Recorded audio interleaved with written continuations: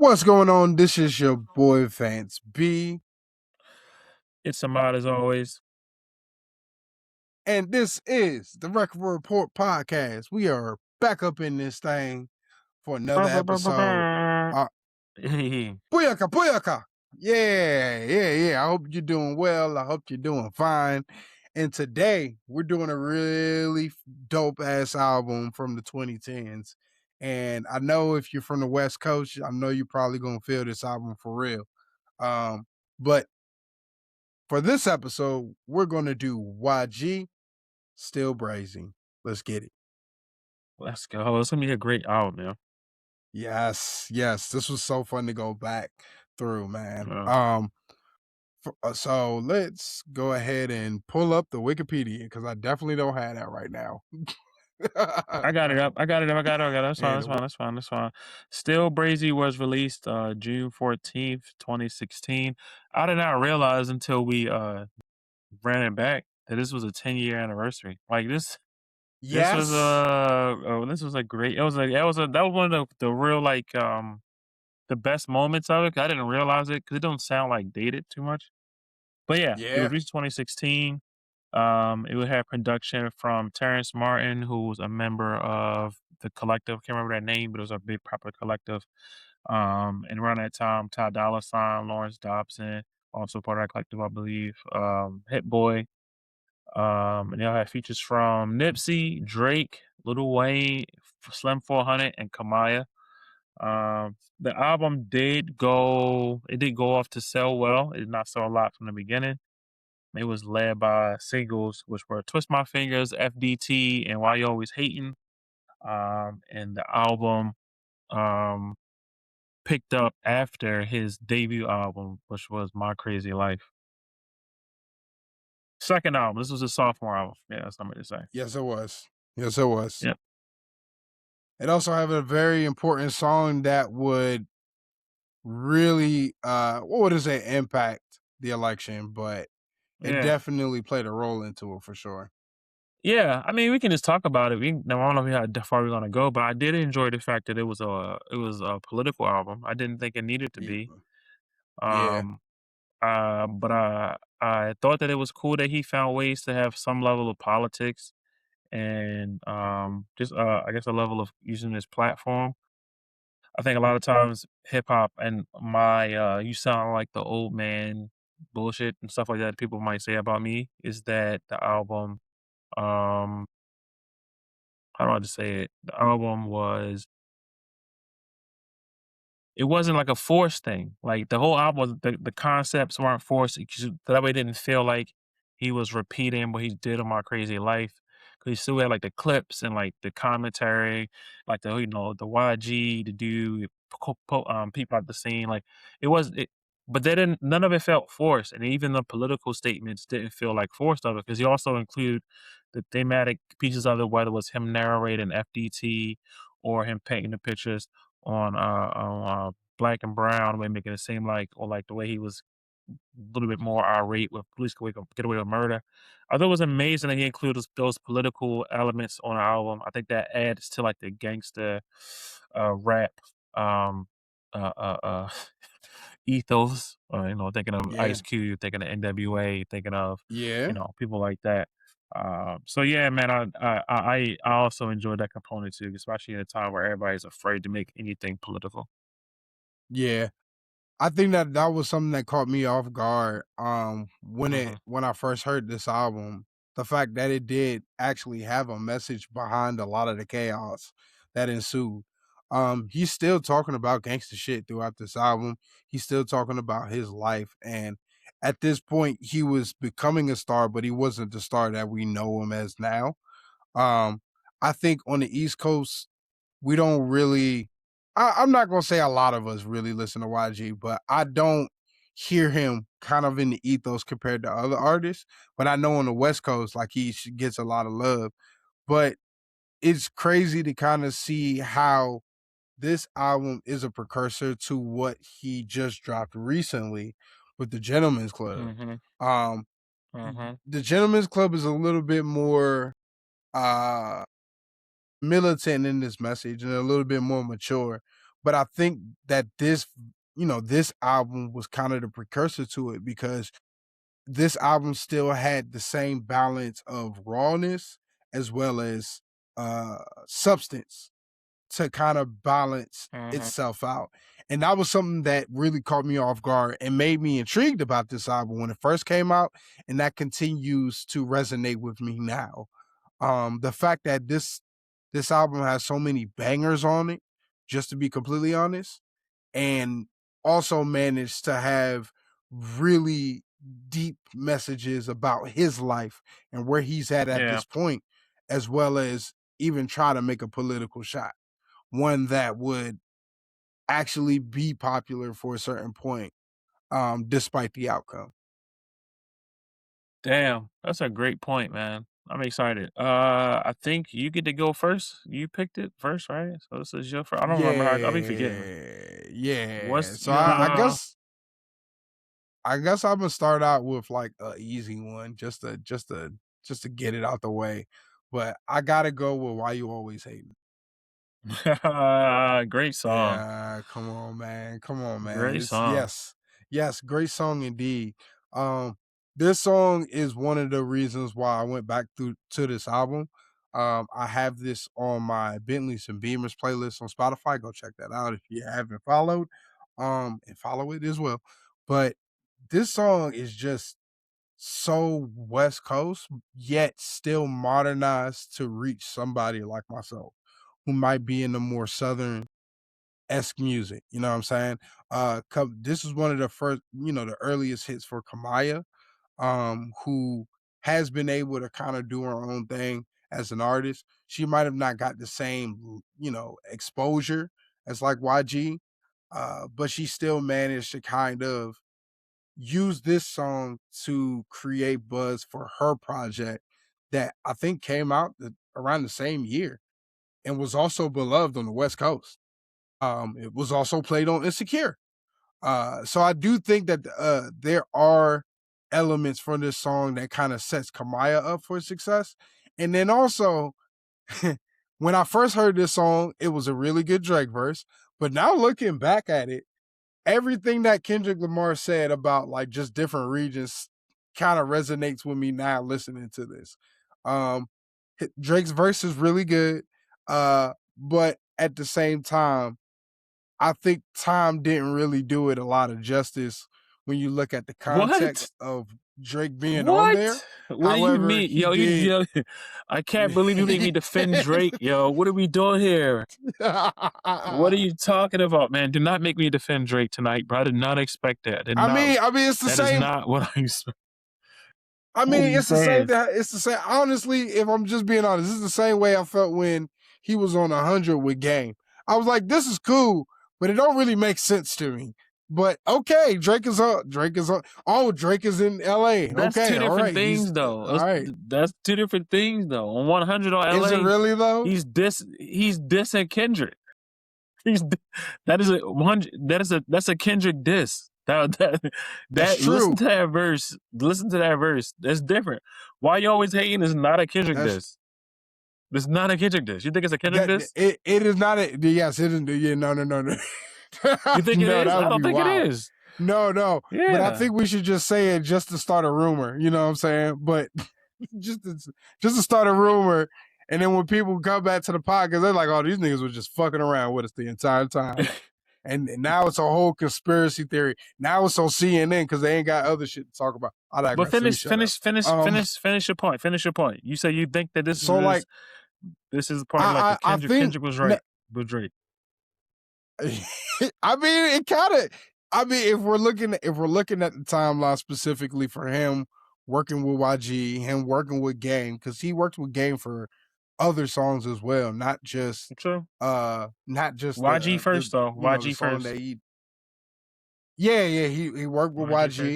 first. Um, I do think that what Kendrick was saying about him going to different regions is kind of true because he managed to ride off of this West Coast vibe for a second and then kind of do his own thing and have kind of an edgier sound. Even though he did it before with if you're reading this is too late in The 2015. It And the motto, and This the was a part motto, of that run. Yeah, and the motto. Yeah, and the and take motto. care. So he did have darker Oh. songs, but I think working with artists like YG, working with artists like The Game in the 2010s, helped Drake get that edge. And if we want to be a little bit more source heavy, he used YG's name in the beef Yo, you about to for make me Family defend Matters. Drake? I'm just Yes, saying that's he true. used it as That's true. He ammunition, did. He did. He did and use it name. That's wasn't true. necessarily like I don't think he thought YG was gonna walk on stage for Kendrick's event.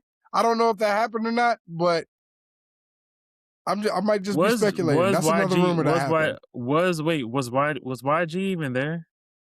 Yeah, let's find out. Let's find out Was together. YG even there? Here's my thing. Because you can That's find like the while you first thing searching, that. talk about it.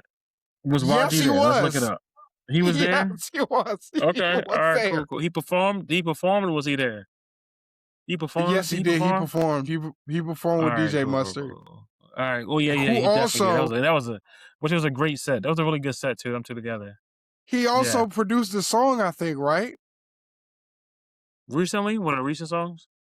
But no, listen. No, Listen. why you We always get way hating? off track. Yeah, he did. He did. God But damn! here's my See, I thing. mean, I'm just Here's my saying. thing. But here's my thing. I don't think it's fair to criticize Drake for being a fan of the Bay. This is clearly a Bay inspired song. He got Kamaiyah on the It hook. is. It He is is. going for the Bay sound. He's going. Drake had just did it with the motto. Yes. I think, and to Drake's credit, even on the most recent Iceman run, some of the moments people got upset about because he was still doing that, shouting out to the Bay. You know what I mean? It's 10 years Yeah. later, he's still shouting out the Bay. I think it's cool to be a fan of and be inspired by legends. Like all rappers are Yeah. inspired by legends. ASAP Rocky does this for Houston. Yeah. Yeah. That is ASAP true. Rocky That does is this for true. Houston. Drake does it for ASAP Rocky Houston does it for too. 3-6.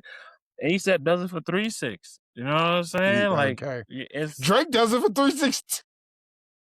but that's what I'm saying. Like we gotta but Kendrick does but like Cole does it for Jay-Z. Like Cole does it for Cole does it for Nas. Like You know Cole's what I'm like about you know to what I'm say, saying? right? You know what I'm about to say, right? That Drake does it for Nas too? Because I don't think Nas Nah, and not Drake have any Nas, not Nas. similarity in Nah, bar. I was nah, my not yeah, a, okay, yeah. no, not at all. But he Yeah. does it for I Jay-Z respect for that. sure. He does Yeah, it for yeah, Jay-Z for because sure. it's Yeah. home. He's the greatest rapper of all time. Like, of Exactly. course, Exactly. everybody. So I don't. But my point is, I don't think it's fair to make that a Drake knock. That's all I'm saying. And I I can't know, I'm believe just you being an made me asshole. defend Drake, bro. That's I know. crazy. Yo, got me out here defending Drake. I'm still But not knocking the verse though. yeah, this is also one of my favorite songs though. Like this is one of my favorite songs on the album. I think it was cool that he had completely flipped up. Like I think the album does not. It feels more California than My Krazy Life, if that makes any sense. Yeah. Like the song is like I'm gonna talk about it a little bit more too, but it feels more like California, and this feels like the Bay. Um, uh, so yeah, I really like this song. Like I think Drake was the perfect person to put on there, especially if you need like a radio song at that. I think it was a good radio song. And you're It right, is a good radio song. Kamaiyah put out a great project that same year, 2016.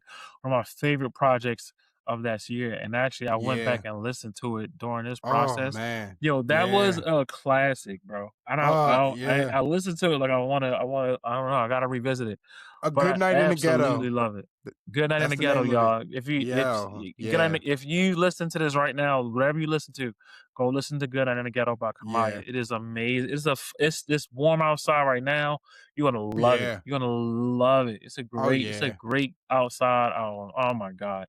I So yeah, go agree. listen to that. But anyway, I absolutely loved it. I think Kamaiyah was perfect for the hook. I'm a big Kamaiyah fan. I really feel like she could have been bigger for whatever reason. It didn't work out the way I thought it was gonna be.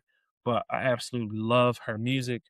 And I thought it was a perfect like the sound was a fire.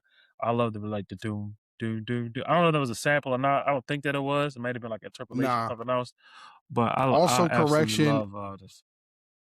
I was gonna say correction is not it's not DJ Mustard, it's CT Beats. He's the producer. He also produced Kamaiyah's some tracks off of Kamaiyah's project as well. Oh, there you go. I didn't know. I Yeah, thought he did and do it. Kamaiyah produced this too. That's fire. Yeah, yeah. Boom, Continue though. boom, boom, Sorry. boom. No, no, no. You got it. You got it. That's the gist of it, man. I really love the song. It was a great song. Um, Drake was hot too, man. Drake, like it was cool that Drake re-upped with him. Um, I think that Kendrick's second album, I think contrary to popular belief, I really feel like Kendrick's first album and YG's first album are like the same albums but different parts of town. Like a whole theory on my people say this. I didn't know it was a theory, but I really believed it when it came out. I was like, yo, it's so crazy. They're both in Compton telling very similar stories from different perspectives. Like the Robin, that's all on My Krazy Life, the storytelling on My Krazy Life, the father influence on My Krazy Life, the moments you hear from like his family, his mom, the same way from Kendrick's family and mom throughout the album. It's just certain similarities that just like in yeah. Anyway, but I felt like Kendrick part of the second album and it kind of went to the moon. We did what it did, but I think YG still delivered another solid album, and songs like "Why You Hating" contribute to that sound to give it that California feel. Could have still felt more California, very California to me. Yeah. Yeah, But yeah. I think that's yeah, why I liked it back then. You know what I'm saying? Like yeah. I think of course aside from the southern shit that listen to, like the West Coast definitely have a choke on me to this day. And I think the fact that YG kind of leaned into a lot of that West Coast sound, and modernized it to a point where now you're kind of seeing other artists like, or other groups like, was it Blue Bucks Clan, and Mhm. Overcast, and like all of these different artists around the California area really begin to shine. Um, Using the same sound that is branched off from what YG created. It's amazing. But songs like Why You Always Hatin' had to provide that success. And that's what it did at that time, despite how I feel about Yeah. Drake being on it now. So yeah, It's a yeah. great But segue yeah, into that's my my first choice. it's a great segue into my choice, which is Twist My Fingers. Um, one thing about this album that Ooh. really stood out, yeah, one thing about this album that like Who Do You Love, um, Twist My Fingers, the political messaging you get towards some of the other songs. I mean, it feels like a California album, more so than his first album did, which again, in contrast, I hate keep throwing this contrast, in contrast of Kendrick doing more like jazz inspired music. This sounds like the California inspired music compared to the first album. Because if you listen to My Krazy Life, it is not very California sounding. There's elements on Yeah. BPT. The biggest hit is My Nigga. The Who Do You Love don't sound like it. The song with Schoolboy Q and J Rock is not a real like California sounding song. It's more like a jump on you song. It's not really like it's not with the sounds of California we've been used to. That's the type of music that they use.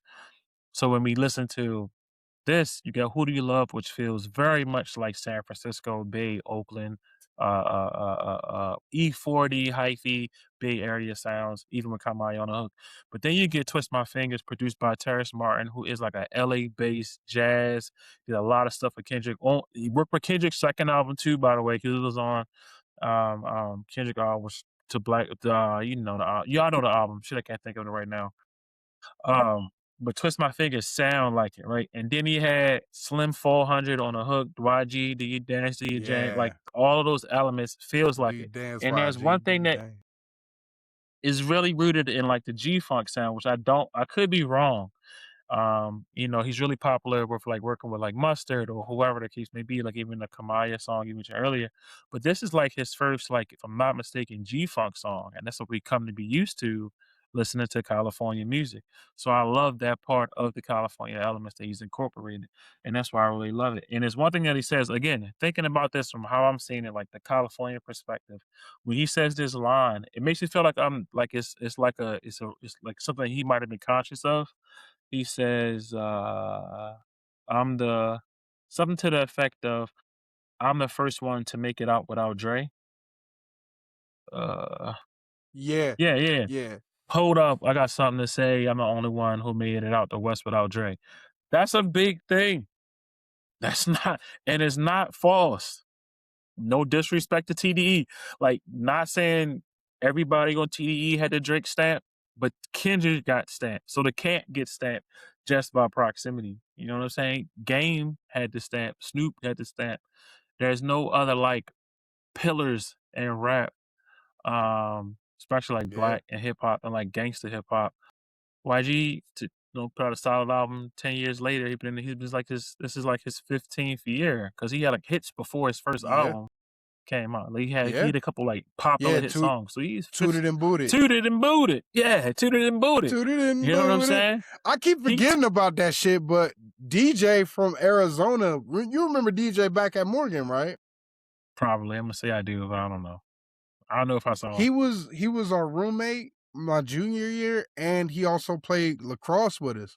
But he was from Yeah, Arizona, and he would yeah. play like him and this other kid named Malik.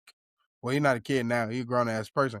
But like, yeah, like we played Tooted and Booted like back in Tooted you know and back booted. in Morgan and shit. Yeah, 2010, like 2010 maybe, yeah, 2011, that shit had a 2010, had a 2011. choke on people.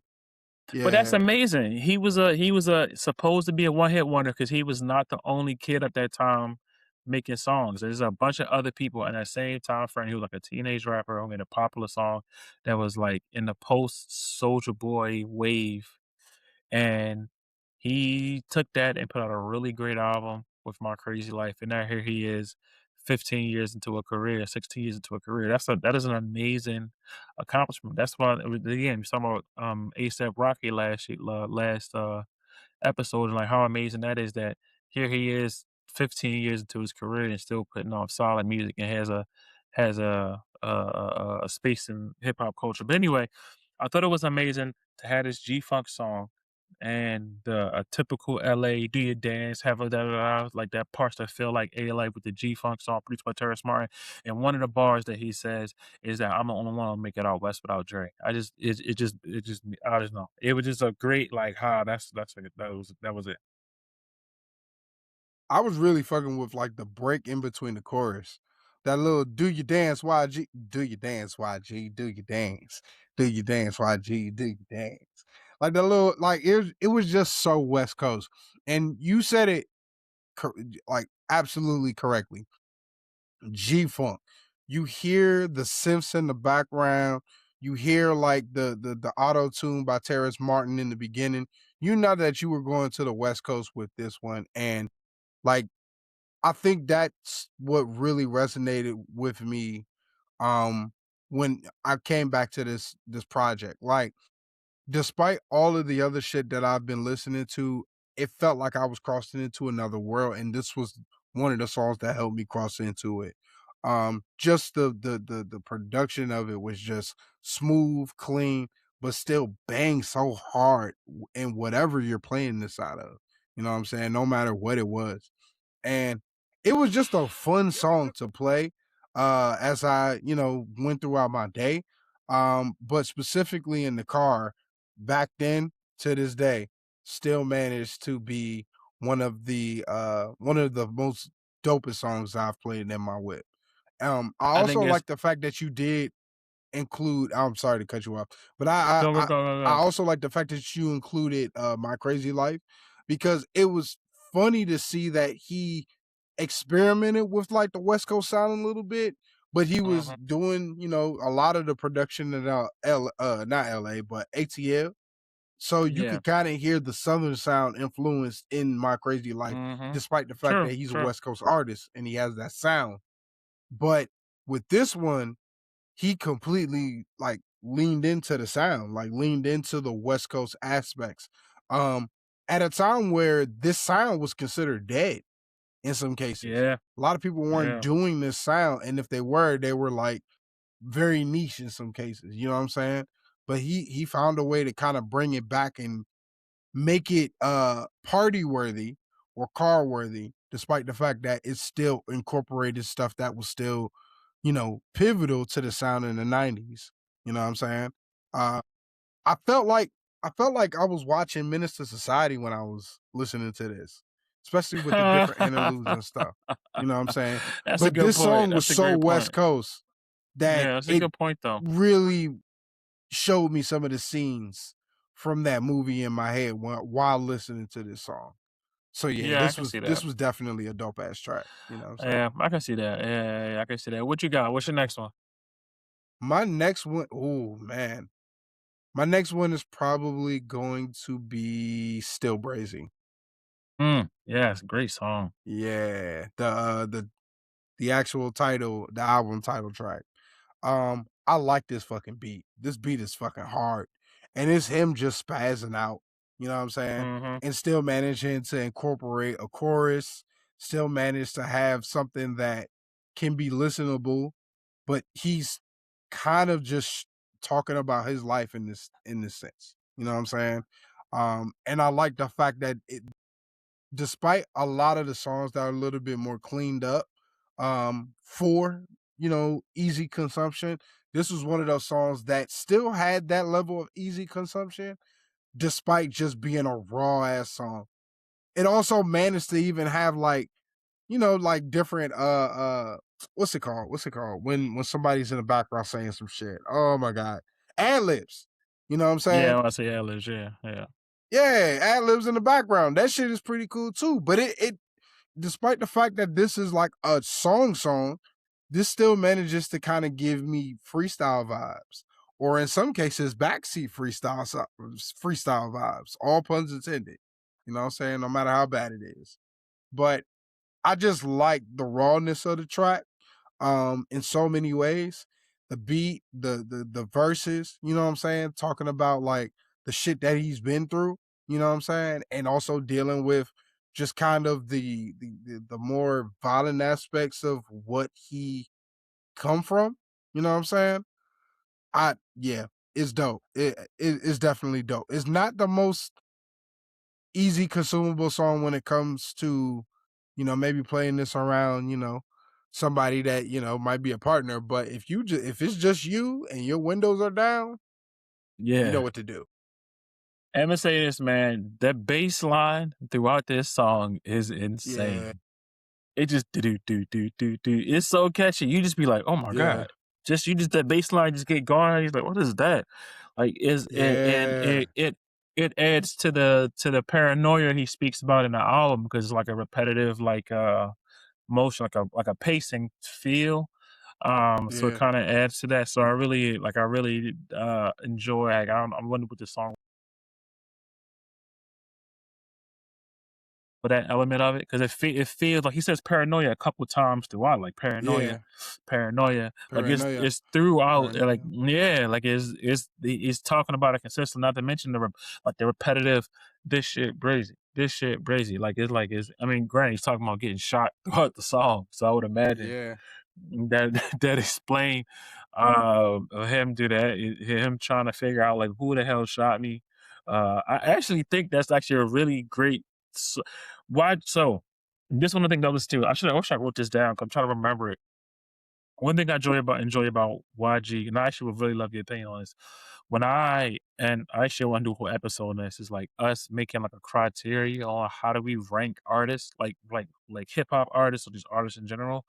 And I really think it should be I really think that, the working thing that makes sense to me is if you separate them into 3 categories and then you rank them based on those. And there's some people who are good at 2, some people are good at 1, some people are good at 3.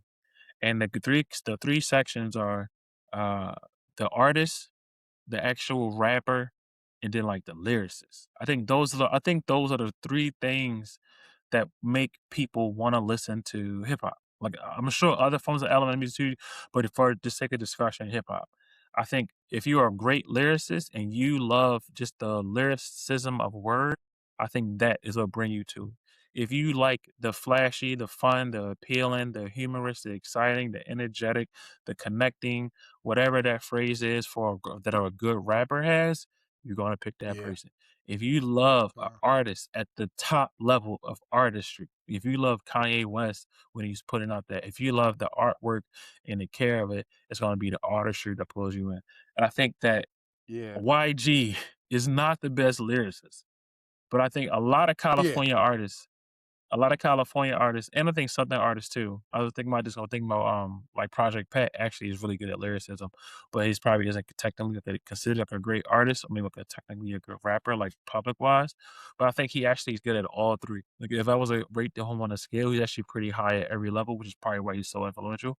But YG is a really great rapper and a pretty solid artist, and I think it's enough to make him some really great bodies of work. And this is like this 2 for 2. This is his sophomore album, and it was really great. Well, and I think there's something to the thought of like this paranoia bass line, talking about it a lot, and technically saying really the hook is like this shit is crazy. And yeah, this is Yeah. brazy, whatever. Yeah, It's a great brazen. song, man. Great pick, man. Yeah. This bass line Yeah. is addictive though. Do do do do do Yeah. do. Shit is He kinda dope. spazzed I out think on the 3rd verse too. Like he like did. he was you we fucking but I'm about to lose it. Like he kinda went double time. I also respected that. I was like, all right, you actually trying. And I see He it. was going I respect crazy. that. He was going Yeah. crazy. He was losing his Yeah. mind. Or You know, he was brazy. You know what I'm saying? or rather correct. Yes. How dare I? How dare I? How dare I? Fuck him up. Who am I to fuck up tradition? My turn? Yes, sir. Let's go. Oh, blacks and browns. Yes, sir. Um, again, I love the. This is also very California. This is also regulator. This is also Nate Dogg. This is also very like G Funk and like different parts of G Funk. This is definitely G Funk. I want to know what the sample is. I didn't ever look at it, but you know, I don't know if it is a sample. Oh, it's no sample. Oh, that's even No fire. Kilo samples. really killed that. Yeah. Yeah. Damn. Actually, Wow, wow. he's finally getting some love. His music was played on the Taco Yeah. Bell commercial. Yeah, and he made the beat for Drake most recent album. Like I listen to Kilo used to be a Yeah. I don't know if he was rapping too for a good while. But I absolutely love this song for Yeah. several reasons, right? I think go ahead. No, no, continue. Sorry. I love this song for several reasons. Again, we were talking about one, the California aspect of it, and how he was very visible and visual about it for like the Dre line and Twist My Fingers and Who Do You Love California. Black love brown pie can't be LA without Mexicans. You know what I mean? Well, like I said that backwards. Can't be LA without Mexicans. Black pride brown, like you know what I mean? Like it's that like the Mexican community is a major part of LA and I ain't trying to get on my political shit, but capitalism requires people in poverty to beef with each other so they can never unite.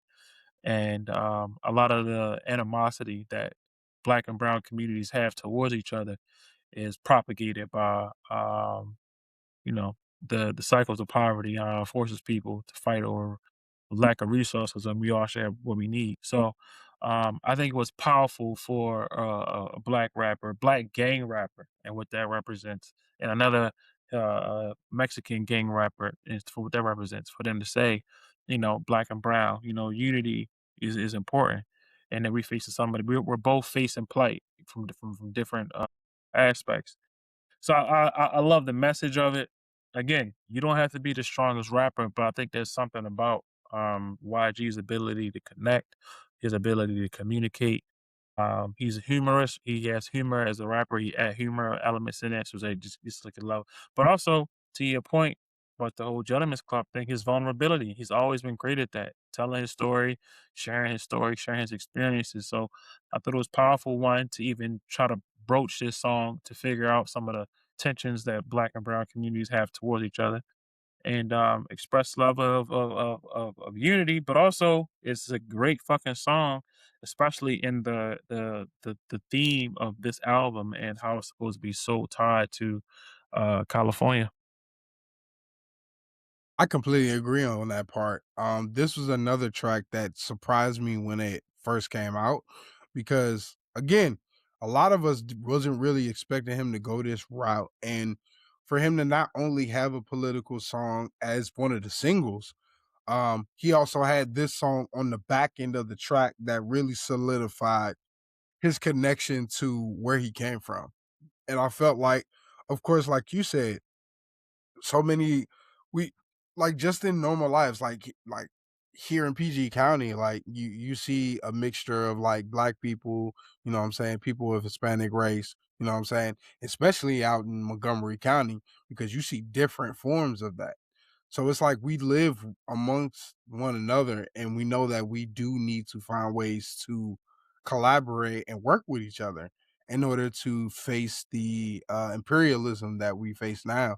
And yet we still kind of fight with each other. And this was a song that reminded me that that relationship still needs to happen in order for us to come together and overcome some of the oppression that we all face, even to this day. So yeah, this was definitely a dope track. I did like the fact that it still managed to maintain the same level of consumerability, if that's a word. Is that Sure. a okay. Consumerism is definitely a word, you know. Okay, Consumerism, okay. you know. Okay, all right, all right, all right. I was able to listen to this song. And it was definitely a song that is still not. So that was also definitely dope. But to also hear Sad Boy, another artist that YG put on the track, you know, that was also super dope too. It kind of shows you that he was still tied to where he came from and what created him into the artist that we saw at this time. And in some ways, what artist he is currently. Because he still managed to do this a lot of times for like West Coast artists. He makes natural West Coast music, but he It always does. finds a way to bring people from around the way onto his, songs. And that's something that he's always been boasting since he did make My Krazy Life. I remember him talking about it on the GGN network. I just love the Yeah, GGN you remember network. that. Blast from the Oh my past, god. right? Yeah, That was a yeah, good one. I wanna say, man, I'm also really happy that, what I enjoy about the song is that each one is making a their verse is aimed towards them trying to improve their own community. They acknowledge, like, you know, there are outside forces, but there are also elements on each verse where Sad Boy is like, something he says, and he was like, something but anyway, so he started the verse off, "We need to come together." Like, it's like, that's the yeah, first. Let's look around, you know what I mean? They made the border yeah, for the brown skin is not allowed. Like, they literally opened it up. Like, I think it's important that they also take a perspective. Like, I think, what YG says, you know, we need to you know, we can't get mad with what the next man got. We need to learn from how he got and how he run shop, something to that effect. I think that is those are important elements to also include, 'cause it's not like police could get away with murder. You know what I mean? Where it's like, y'all don't, it's us. This is like a, "Hey, we gotta get clean up our own shit," which, you know, kill the messenger if you want, but, you know, it's you gotta you gotta acknowledge the fact that he's at least making the comments, right? You know what I mean? yeah, yeah. A lot of people don't even do that shit. You know what I'm You saying? know what And that's I mean? easy to do, They mad at especially Carisha. now. They Yeah, mad at Carisha. You feel me? yeah, You know what I'm yeah. saying? It always takes that one person to actually say it. And I think at this Yeah, time, despite the fact that a lot of people were saying it back in 2016, a lot of people ain't saying it now. And this album yeah, speaks volumes because it still resonates to this day. And it's still around. yeah. You know what I'm saying? It's Uh, still a part of his life. And he continues to be consistent with both the message and the sound with his latest Essentially, project, yeah. Gentleman. Yeah, with Gentleman's Gentleman's Club. Club. Yeah, You know what I'm saying? sure. And he leans more into the vulnerability than he did with this project. But this It's a project, he fact. still had a coat of armor around him because he had to prove himself and show that he could produce a solid sophomore project. So, Yeah, that's a good point. Yeah, that's yeah, a great point. Well, I'm about to say one more thing, but I don't remember. Yep. Oh, this is your last one. What you got? shit. Yeah, I you went first, so yeah, that's the mean, last one. damn, this is tough. This is actually tough because I do like one song, but the other song always will be a song that I will play. I played it in 2016. I played it in 2024. It's FTT. It's FTT. It will always be FTT. It's it will always be FTT. Trust and believe. That's the whole reason why I bought the album on CD, and I still got it to this day. It's somewhere locked up in my CD case. But yes, I still have this project, and that's the album, or excuse me, that's the song I bought this album for. Uh, First of all, the beat is dope. It's simple. You know what I'm saying? It doesn't even remind me of like it's a West Coast song. You know what I'm saying? But it doesn't even have that it it doesn't even have the sound that's consistent throughout this entire album. It's like he takes a whole different Can I beat say? that Can I he add one thing doesn't real fucking quick? use. The Yeah, add one thing real quick, the please, because I'm about to the freak out with this. the bass line on here is crazy too, right? And the thing that's crazy Yes. is the same person that did the last song with the crazy bass line, DJ Swiss, also did this Yeah. one. I think that's pretty cool that he did Ooh. both songs, and both Oh, songs got that crazy bass line. It's just it's a yes. part. It just brings you in. It brings you in, man. I Yes. just wanted to add that one part. Yes. I just want to add that one. That's Yes. all. And like I like the fact no, that's that I'm so glad that you said that. I also like the fact that throughout that same bass line, he still manages to add just different elements. Not too much, but something that can show you that there's a rise in the urgency, and then it goes back to kind of like the low levels. You know what I'm saying? The parts where both YG and Nipsey can talk their shit before they get back into spitting the actual verse. The fact that YG and Nipsey Hussle, two different gangs, came together to actually say "fuck this dude" was also amazing. You know what I'm saying? We got a legendary verse out of Nipsey Hussle. You know what I'm saying? Rest in peace. The video was fucking fire, dog. Isn't this the same video where both of them stood beside each other in red and blue and said "fuck this nigga"? Like it's so good. It's so good. Yeah. I remember blasting this album so many fucking times, but I definitely blasted it in November of 2016, the entire fucking month, because fuck that guy. Because fuck that guy. But also, it was just such a good fucking song when it first came out. And when I go back to the project, oh, guess what? Guess what's the first song I fucking listened to? It's fucking that song.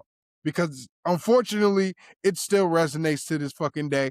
But I just love the fact that at the time he took such a swing with this song, and it did manage to, become kind of a movement in itself, but it died out.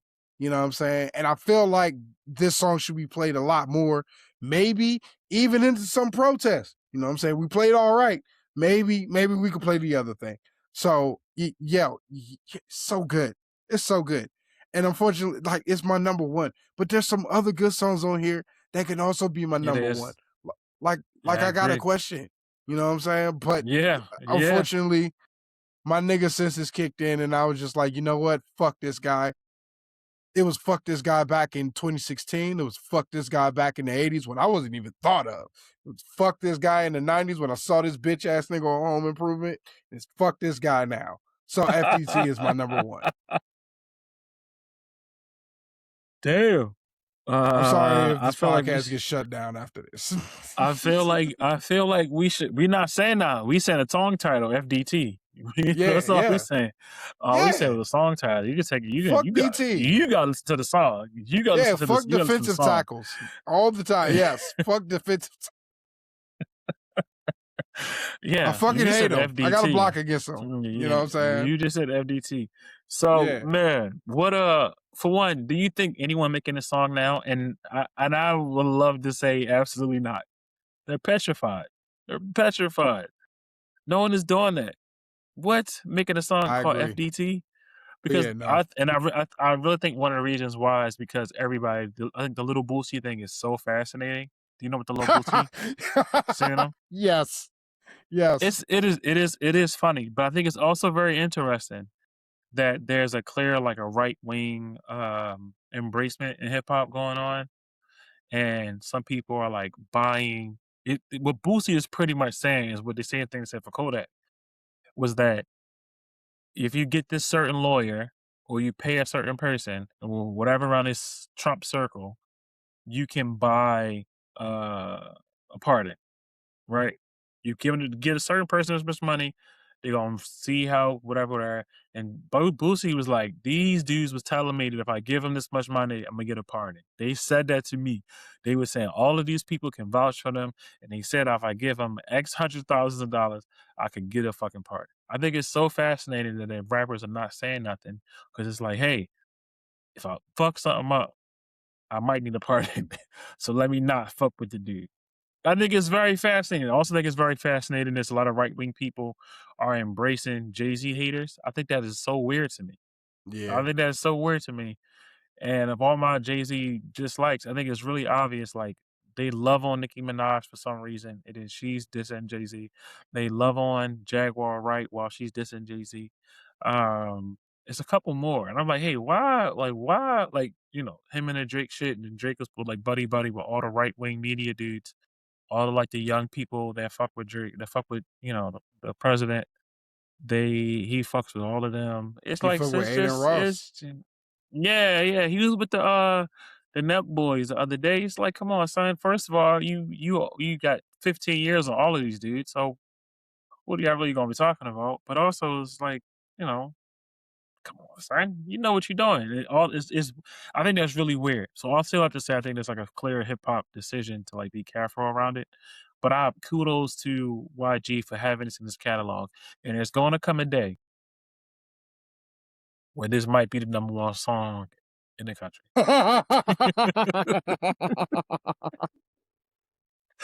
There's gonna come a day.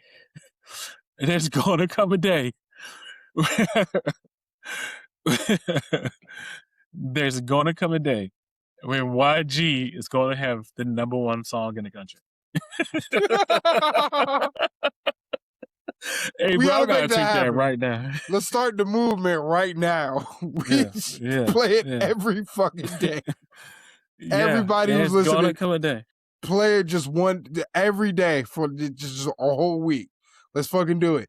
Cause I already play it every day. It shows up in my daily playlist. Spotify just throw it in there. Like, hey, we know you like this song, fuck it. So yes, let's do it. I'm with it. You know what I'm saying? I hope that happens. If it does, if I, find something else to play for one day. But yeah, oh God, please, please, please let that happen. I hope we find our chicken nuggets and our fries, I really do. I digress. I think you froze Yeah, up. man. Oh no, you did. No, I was here. I'm listening. I was listening. Okay. No, yeah. It's gonna come a day and everybody's phone is gonna get a notification and they're gonna be, oh my God. Like, oh my Yes. God. Let me Yes. go. Let me go play YG. Let's go. Where's YG when you need him? Yes. Yes. Yeah. Yes. There's gonna come a Oh day. God.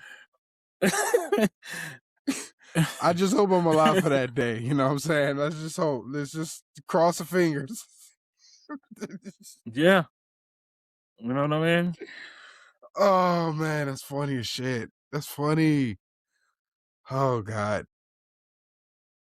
But I digress. Yeah, that's my number one. Yeah. I don't even know. Is No. that your number one too? I feel like it should be.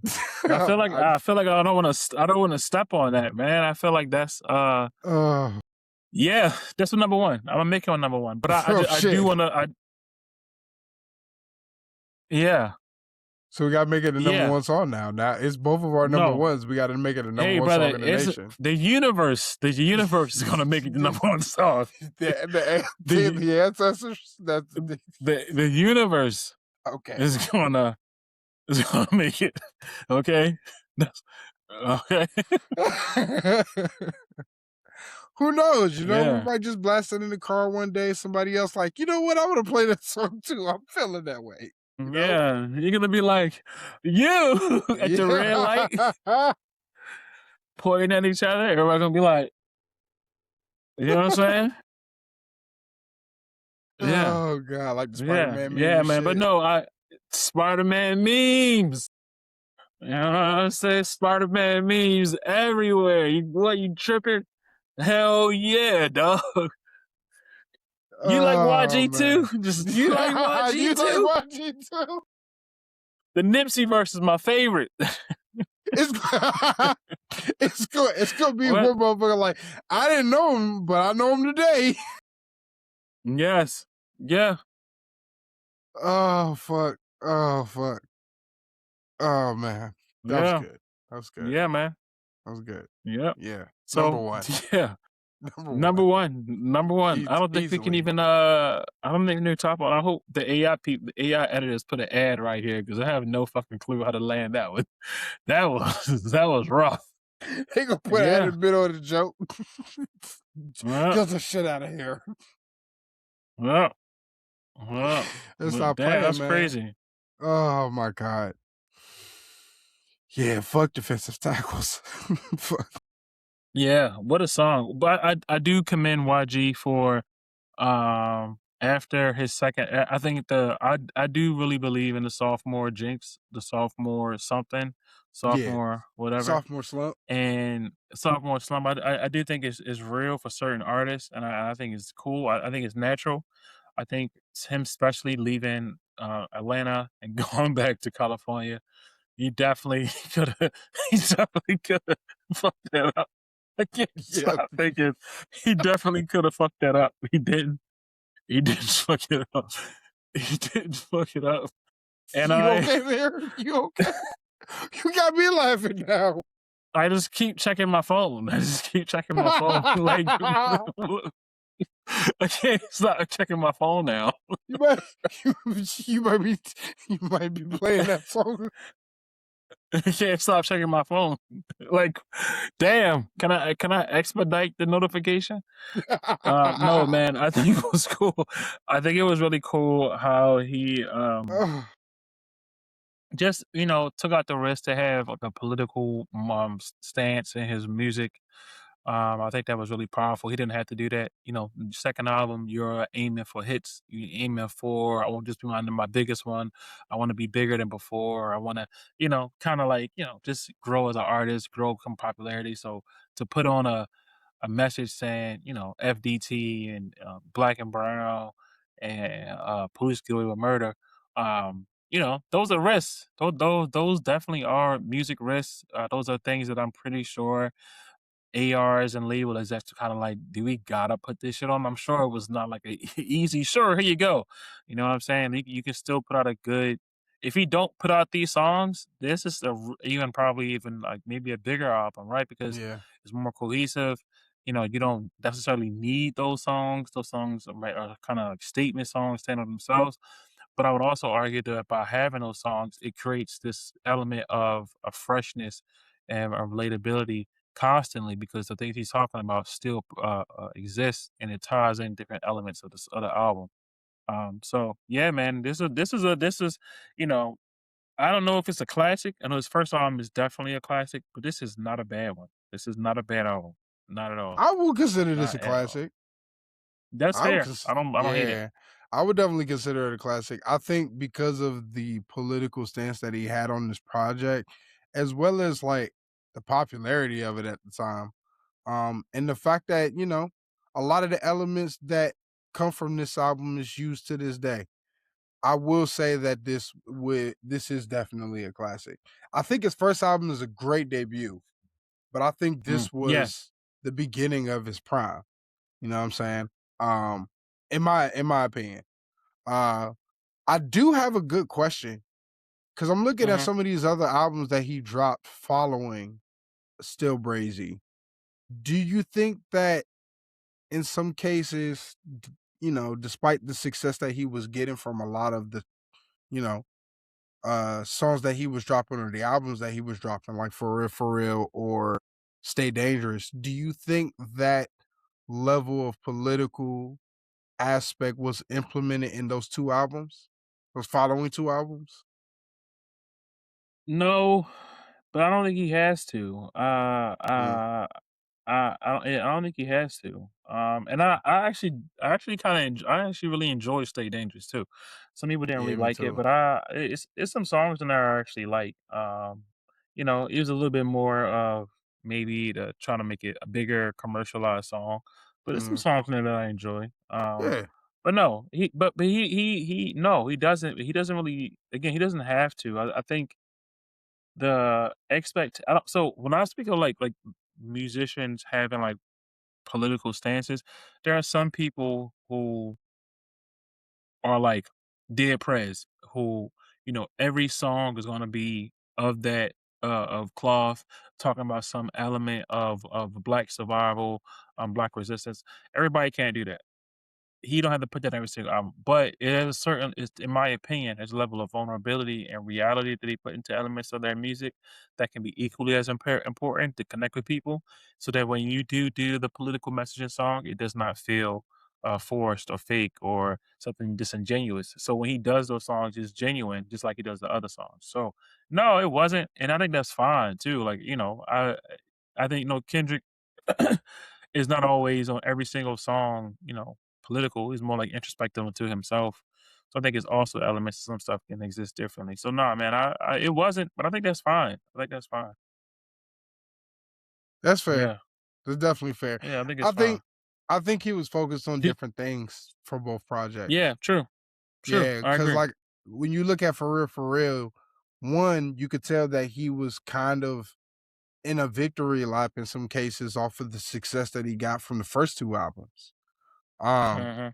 with the with the 4 sorry, I was about to say Four Loko, with the 400 brand, you know what I'm saying, as well as kind of like for, songs like Go Loco that went viral at one point, and also got a lot of traction for the video itself. I'm looking at the video now, it had 20 million views. Like, I think that in some ways, even though he did drop those 2 albums, they were a victory lap for the first half of his career before, he kinda took a hiatus to get out of Def Jam, which I just found out. Mhm. So I do think that this album definitely showed what he could really do as an artist, and I think for that, it's something that I appreciate and hold on to, excuse me, not only as a part of my life, but a part of history in itself, and American history when you look at it on a more macro level. Yeah, he one thing he said, he just said he did an interview, and I ain't gonna lie, saying that I said the whole interview because just I ain't got time to read interviews like watch interviews the way I used to. I'm just being for real. He said that he was talking to Kendrick and he said one thing Kendrick told him. I was trying to see when did he leave Def Jam. What's the last album he put out on Def Jam? It doesn't say what this other album was at. But yeah, one thing he said Kendrick told him was like he said to Kendrick was like, "Yeah, man, I'm just putting out shit 'cause I got a bad contract." And then he said, Kendrick told him like, "Man, you never put out shit just to get out of a contract. Like you always gotta give it your best effort, your best piece of whatever it is. And when you get out, you get out, and you get leverage, you get leverage." Which I think is one of the few reasons why one we don't know what Kendrick's deal is. He doesn't talk about it publicly because it helps his leverage. I think public opinion does not help your leverage. Leverage helps your leverage. Public opinion is not always leverage. And I think one of the things that I think Drake's I can't believe we talking about this motherfucker again. God damn it. One thing one thing in the conversation around the Drake thing and the label thing is like he's this big label monster, da da da da da da da. But in reality, a lot of that is just conjecture to flood the market. See, we don't really know the truth, but there's just disbelief and make believe. So a lot of these people have really bad contracts, and I think it's interesting that you know during the beef you saw Kendrick changes his some songs was through Kendrick, some songs was through whatever, and then he left TDE and with the PD Lang for his own thing to cut them out for his own deals, but he still get some percentage points, whatever it is. But my point is, so I can't be mad at him for not delivering the same quality he did early on because he was in a shitty deal, and even he was kind of like, I'm just putting out shit to get out of this fucking deal. And unfortunately, a lot of artists do that. I think that's the Drake effect too. Like not the Drake effect, something Drake does too. Like trying to get out this fucking deal, we'll just get my leverage back. and I think he was on the same thing. So I don't judge him. Like, you know what I'm saying? Some of that shit was weak. Yeah, It is what it is. Gentleman's Club was I actually really enjoyed Gentleman's Club. I did too. I definitely did Yeah, I too. really Like enjoyed it. Yeah, some I of the really songs enjoyed off it. it. Oh man, he still got it. I'm like, God damn, bro. Like even at this age, you still got that shit in you, bro. It was fire. Um, yeah, I like the maturity that he managed to kind of build upon himself. Now, I'm looking at his track list through Genius. So it seems like he dropped so after Still Brazy, he dropped Red Friday, which I think is more of an EP. Yeah, it's an 8-track compilation. Then he dropped hold on, I'm going back Stay up here. Dangerous was Def Jams. Stay Dangerous was Def Jam too. Yep. So he dropped Staying Dangerous. He dropped For Real For Real. For a while, he did the Do It for Bompton series, and then he did My Life 400. He tried to drop a 400 project because he had a record label. I think Kamaiyah was signed to it. Mhm. Then community service. And then that's when he started to be on the run for Gentleman's Club. You saw that he was switching his sound up to you saw that he was switching his sound up and the vibe of it, but he didn't drop the project until now. So now we're kind of Mhm. seeing it. But I remember him talking about, the music that he was working on back in like 2024 when he first talked about like the whole, situation that he was, a part of in his life, if you know Yeah. what I'm talking about. Yeah. So Yeah. he Yeah. this has kind of been held back for like a while, and it was really dope to see what this album would become because you knew that you weren't just getting a whole bunch of songs just slammed onto an album. Knew you Yeah. were getting a conceptual project, especially now that Yeah. YG's putting on a motherfucking suit and shit. You know what I'm saying? I Yeah. do think that some of the other people who are in the suits look crazy, but the album itself is definitely dope. I like the fact that he's trying to go for something different. I'm so happy we're in a space where hip hop can make 30-year-old man music and it can be reflective and it can grow. So many forms of black music didn't get a chance to do this. So we saw the inception of hip hop and now where it is now. So I think it's amazing that we're in a space where, you know, last episode I was talking about the album Juvenile and Jill Scott and how it was cool to see two artists who were massive, like big. Like I don't think people understand the difference between a big artist back in the day and a big artist now. Jill Scott was not like a major artist, but she had hits. She had a big enough, she had a budget, and she traveled and she built a fan base and she still put out good music. Juvenile had the number one records in the country. And he still put out music, bro. That is crazy. Yeah. So yeah, so just to see people like YG make great albums still and add to his catalog and show growth and show expansion and I don't think his pen game got better, but he's also always been real good at making music you can connect to and relate with just through his storytelling and just how he paints his pictures and how his style, his form of rap is. Yeah, man, it's a great selection, brother. Like the Still Brazy was great. But, and pushing it over to Gentleman's Club. Like, check out both if y'all listening to this, like, check it out. Yeah. There's a new feature on the website, if you listen through the website, I'm not sure who does, where you can leave us voicemails. Please leave a voicemail about this album, about this, song on this album. What do you think about it? What's your FDT joke? I would love to hear whatever voicemail y'all got. Go on the website, let us know, and even pictures about coming on one day for an episode of yourself. Love Vance, are you ready? Are you ready for what are you listening to? it. You go first because I Okay, definitely cool. I'm not ready right Cool. So, if you where did June drop?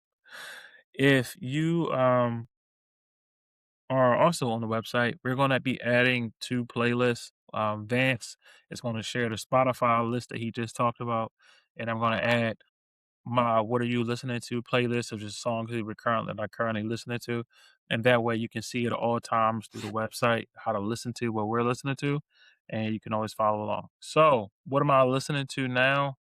I've been definitely playing the new 36, not 36, the new Project Pat, Juicy J album. Mm. It is it might end up being on my, end of the year list. I wish it came out before the last one. Bro, this album sounds phenomenal, Hey. phenomenal, phenomenal. I think that, uh, GCJ production is on point. It is on point. There's still elements missing from the complete 3-6 sound, but you hear Project Pat and DJ Paul still make amazing beats by themselves. But you see from them apart what they bring, what they miss when they're not together. Yeah. But Juicy J still can make some fire beats. And while I love this album for several reasons, I've never heard Project Pat not make a record, album and curse. He did not curse one time. I know that he's been more religious lately, so He's a maybe that's why. pastor. I think, Yeah. yeah, and he's still, and he's. This is an album. It is very positive. But it doesn't sound corny. It doesn't sound preachy. They're like saying, "Hey, the song on here called 'Don't Do It,' where the cook goes, hey, you thinking about doing a crime? Don't do it.' Dead ass. Dead ass. You think about scamming? Don't do it. You thinking about that? Don't do it. Right? And Juicy J talks about how now that he's a father, he's amazing. He loves being with his wife, but he's rapping over a 3-6 beat. But it's not corny. I'm telling you, it's not corny. Juicy Project Pat is storytelling at the elite level. And he's storytelling the way he's always story told. But now he's like, look at this dude is a crash dummy. He's not listening. He da da da. I've been in that position before. But again, it's not preachy. You know what I'm saying? It's not the Drewski skit at all. It's not the Okay. Drewski skit at all. I promise you. I'm not bullshitting you. There's no The Drewski fact skit. that you're using this as a compliment is hilarious. I'm telling you, it's not the 3-6 album is so great, bro. But it's not the conscious preaching at niggas, bro. It's fun. It's fun. Listen to the 3-6, the not the Listen 3-6, to it. the It's Juicy not J preaching. Pat Project Pat is fun. It's growing up. The YNs, I hate that word YNs. It's stupid ass, but the YN, you go listen to it. You can bump it. You can bump your shit. You can have a great time. And the dude gonna tell you, it's a song, it's a song on there with Anderson Paak stuck called Wasting Ooh, Time. And he's like, play with some Pippin, man. And he just like, come on, it's like, you need to sit or stop sitting around and wasting time. Yeah. Go and get some money. It is like okay. they balance it out, man. They give you it's Southern hospitality. Bro, I want to play it right now and just edit it out, or they're gonna just come back find me, but I want to play it, yo. Can I play it and say fuck it? Maybe we can find it on YouTube. If we find it on YouTube, they gonna cut it out. I don't know. Fuck it, fuck it. Um, I'll play it when we get off this. But Southern Hospitality so far, Southern Hospitality, it starts off with like niggas need their crown on me. They sound just like me, right? Juicy J, niggas sound just like me. Niggas want to clown me. Right? There's a whole verse of Southern Hospitality, and Juicy J talks about how everybody is sounding like them. Project Pat comes on, and Project Pat is right about how everybody's sampling him. And I think what I love about that project is people have sampled 3-6 flows, style, sound, so long. cadences for so long that when they do it, it feels so refreshing because you heard so many different bits and pieces of it. So that's what I love about it. Like Project Pat is his flow is underappreciated because people consider it as dumb it down, but it's actually quite challenging. He got doubles, he got a double entendres, he got all types of syllable flips and shit. He doing repetitive words. Mm. He changed the channels of his voice to make other words rhyme. Then they got the Gangsta Boo verse on the end. Southern What? Hospitality. Dog is crazy. Caribou got a great verse. He had a song on there with Caribou. Snoop. Bro, trying to tell people this album was Wait, wait, amazing. wait, wait, wait, wait. Okay. So everybody else is cussing except for Project Pat. Yes, Project Pat is not Okay. cursing. Everybody Okay. else is still rapping how they want to rap. I think that's cool too. Yeah. It's a great album. Now it So that's makes what I'm sense. listening to. Oh, okay. I gotta tap in. Baby Rose put on a great album called Journalism. We was driving, me and my family went out to the beach recently. It was great for that.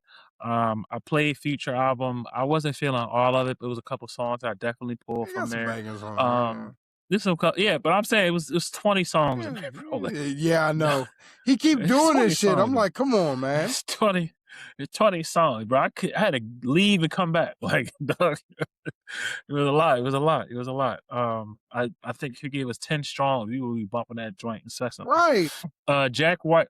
Jack White put out an album recently, like a rock album. I absolutely love it. He gets a song on there where he dissing his neighbors. I thought it was hilarious.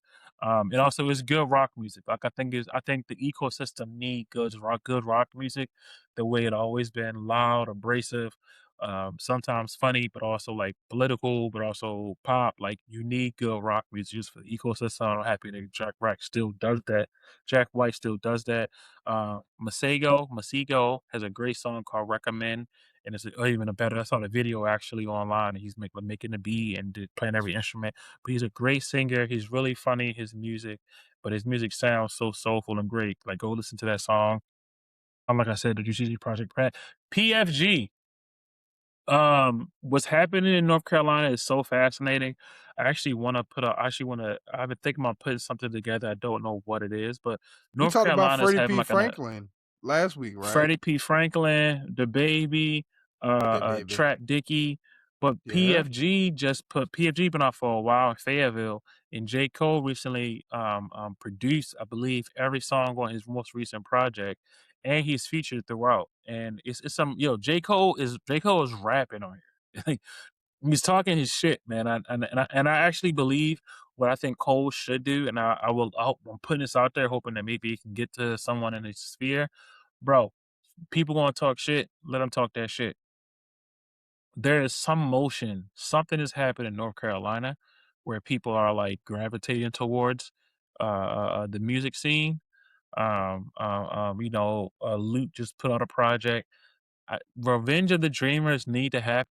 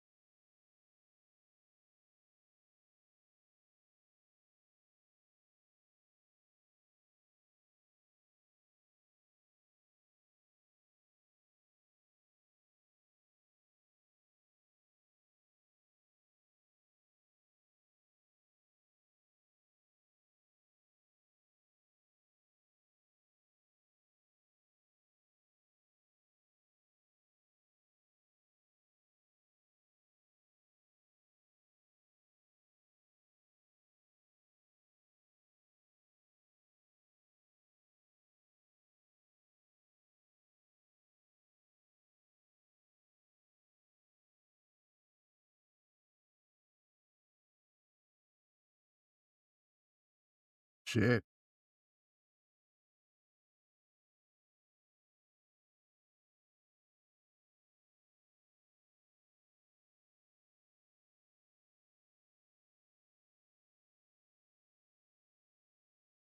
Some good ones though.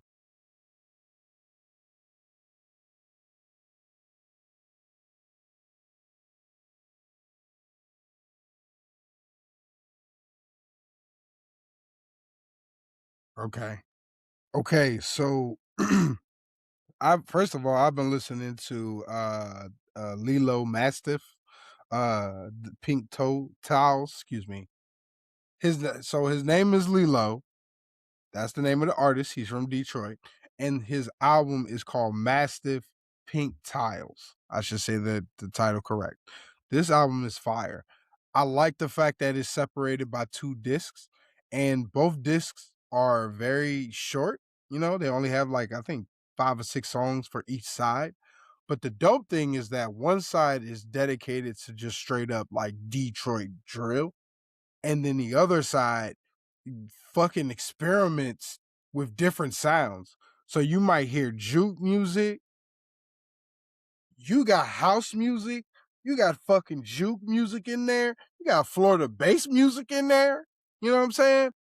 He uses so many different forms of house and bass music on that second half, and I think that shit threw me off. So the original song that caught me off guard was Get Geeked. That shit was dope. I liked that. I was like, damn, who is this? And then when I went to the album, that's when I heard the other house songs, and I was like, damn, this shit tough. And then I went up to the first half and I saw that he was able to kind of spit over just like hard ass trap beats too. Yeah, man, this dude is very dope, man. Coming out of Detroit, you know what I'm saying? And this album has kind of been in rotation for me lately this week. I've also been listening to some K Tronada, specifically going back to the album Bubba as well as Timeless.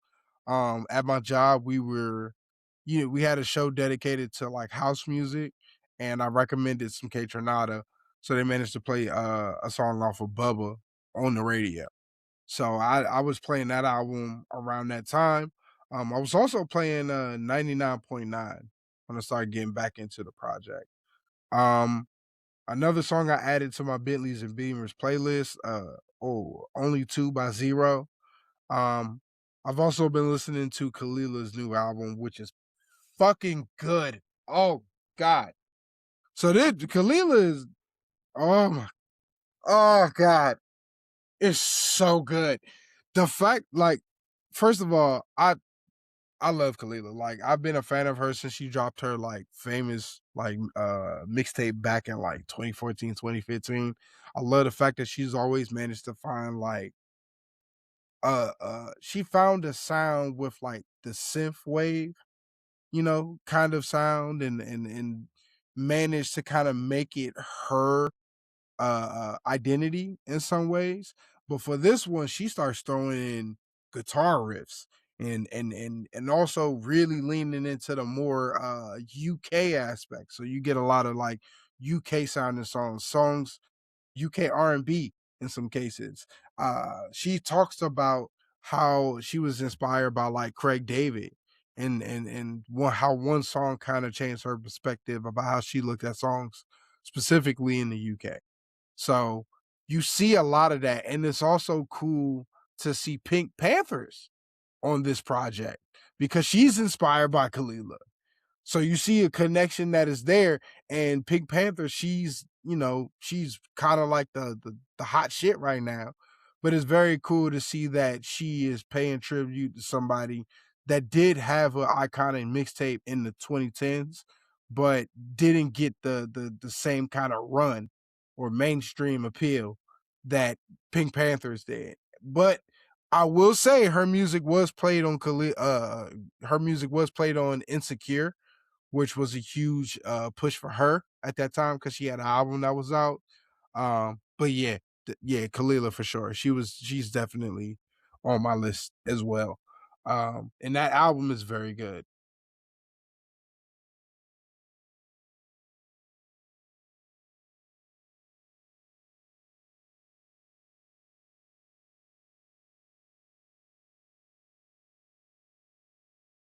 Mm. I've also been listening to, of course, the Gentleman's Club. We've been talking about that, so of course I had to play that while I was listening to YG. Let's see. I've also, of course, some Sade. Uh, I've also been listening to this collaborative song by Mavi and Overcast, which is pretty dope. I did listen to Future's album. There was a couple of songs I added on my playlist, but yeah, it's a Future album. I'm gonna get my bangers, you know what I'm saying, and then I'm gonna be out. I do like the fact that he did, put effort into the rollout. You know what I'm saying? But it's more Future, and I think that's always good, especially during the summer. So definitely say that was dope. I saw that Key dropped a new song with Very Necessary. Song is called On My Body. Um, Definitely I'm still listening to it just to kind of I guess comprehend what I was listening to, but it was pretty good. It was pretty good. And then I was also listening to a lot of like Bay Area music. I think it's the fault of my Spotify, but I was listening to like a lot of Keek the Sneak lately. That my Spotify was just throwing into the mix. And then also Blue Bucks Clan.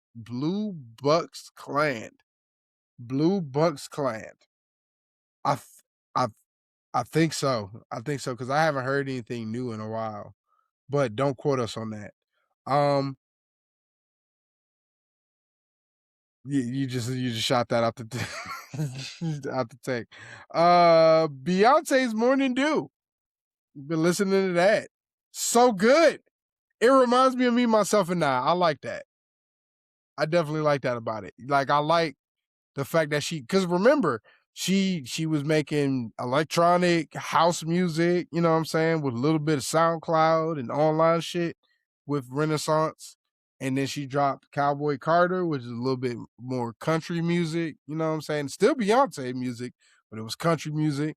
And then now you got this new song. It might be a hint she might be doing traditional R&B. You know, she might lean into that little neo soul bag. She might have. I mean, she might be listening. Ooh.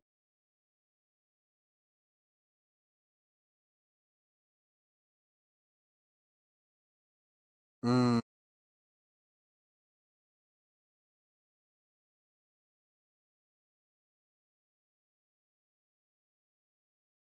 mm, right. Oh, I got one more. Wait. I got one more. To end it out. Just because Grand Theft Auto 5 is coming out, I was playing Grand Theft Auto 4, and I've been blasting IF 99, which has a lot of Fela Kuti in it. So I've been blasting some fucking Fela Kuti. And I forgot how good his shit was. Okay, okay, now I'm done. That's it. It yes. Yeah, they do. They do. It's music you gotta listen to while you're doing shit. You can't just throw a Fela Kuti song on in the car and just think everything's gonna be okay because he gonna take you to different aspects. Yeah. Good driving music though.